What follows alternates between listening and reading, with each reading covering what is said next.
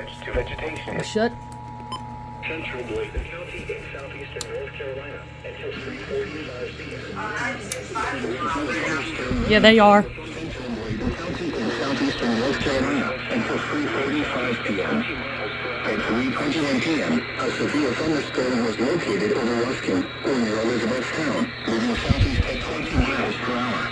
Impact hazard 60 miles per hour and after a size hail. Source. Oh, KML is too. Impact minor hail damage to vehicles.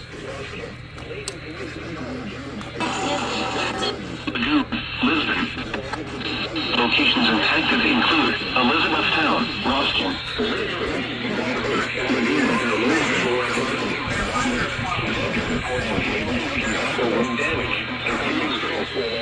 For your protection, military